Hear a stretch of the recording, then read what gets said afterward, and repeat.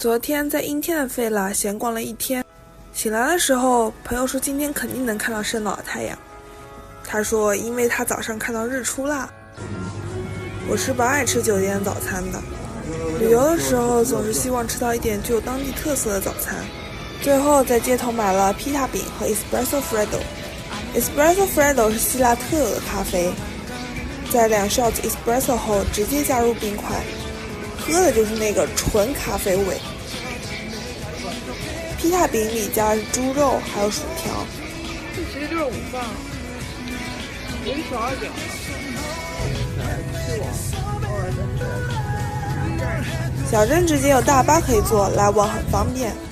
虽然我俩因为最后赶上大巴，在车上站了一路，但是下车后看到欧拉小镇的风光，一切也都值得。欧拉小镇整体真的很精致，有好多人都在旅拍，而且阳光真的超级好，和小时候想象中的圣托里尼毫无差距，甚至在你亲眼看到蔚蓝的爱琴海和蓝顶后，你会比想象中的感受到的更多。但是不得不说的是，欧拉物价真的很高。走累了，我俩就随便走进了一家餐厅。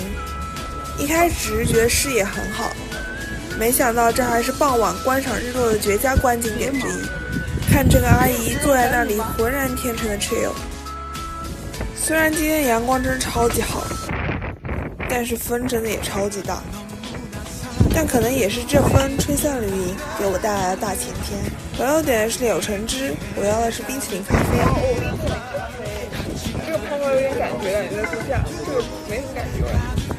偷喝一口某人的柳橙汁，好真脆。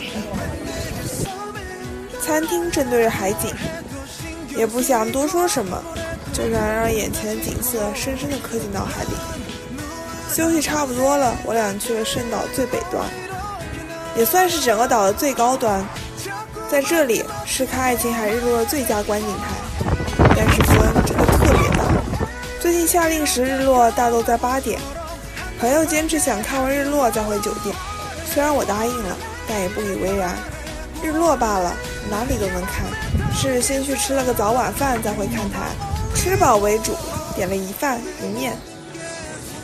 我点的扇贝烩饭还不错，扇贝的颗粒很大，虽然一盘饭里只有2颗。值得安慰的是，往下望就能看到锃亮蓝顶教堂。没吃饱，又点了一个冰淇淋华夫。吃饱喝足后，我们打算提前去占位置等日落。在去往观景台的路上，街头歌手已经开始唱起来了。后来我才知道，他们现在坐的位置也是看日落的绝佳地点。我又调侃道，他们也是懂氛围的，他们唱的希腊文歌很好听。我忍不住掏出了身上的6便士。我一直都是会为浪漫买单的人，日落下唱歌的人怎么不浪漫？在不到7点的时候，我们就坐在看台下石墩子上。一开始只有2、3人，后来越来越多的人坐在了我们俩身边。太阳下山前最柔和的光线照在我们脸上，我们在海风里等待一场日落。太阳开始慢慢下沉，周围的人也越来越多。我很难形容这种奇妙的感觉。来自世界各地的人聚集在爱琴海边，等待同一场日落。咸蛋黄开始降到海平面，爱琴海也变成橘子海，余晖洒在小岛上，笼罩了这一片纯白。一起看日落时，有个外国男人直接爬到了石头上，还嚷嚷让大家拍他，不然掉下去都没留念。夕阳继续折射出一点点粉色，趁着圣岛的风车都是那么与众不同。当太阳只剩下一点点的时候，也不知是谁起了个头开始欢呼，于是掌声、口哨声、尖叫声经久不息。我又突然想起去年冬天降落在冰岛雷克雅未克的那趟航班，随着机长那句成功着陆后，机舱里爆发出了掌声。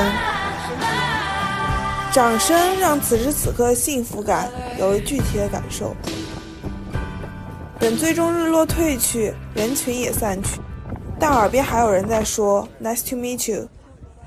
我俩本来想再蹲一个晚霞，但还得赶最后一趟大巴回费拉。在匆匆离去路上一回头，风吹日落，人生如诗。还有那些突然闯进镜头里的人，他们一起成就了这场爱情海边的人生日落。成功挤上最快到达的那辆大巴，在回去的路上，镜头还是对晚霞紧追不舍。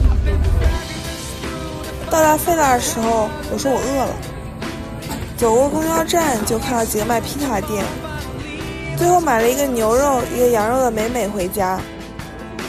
穿过街区的时候，还有星星点点灯光亮着，有人在巴黎小酌，有人在看海边露天电影。大荧幕上播放了老套的爱恋，但我想无论如何，爱琴海还是代表了浪漫。回家卸了个妆，开始啃披萨，然后我说吹吹晚风吧，朋友举起手说看好大的月亮。前台工作人员从镜头里默默走过，我们愣住，相视一笑。日落后也是蓝调的圣托里尼，原来全球夏天都是日不落。第二天要早起赶飞机，最后看到的是清晨的游轮，然后跟圣托里尼最后来个告别。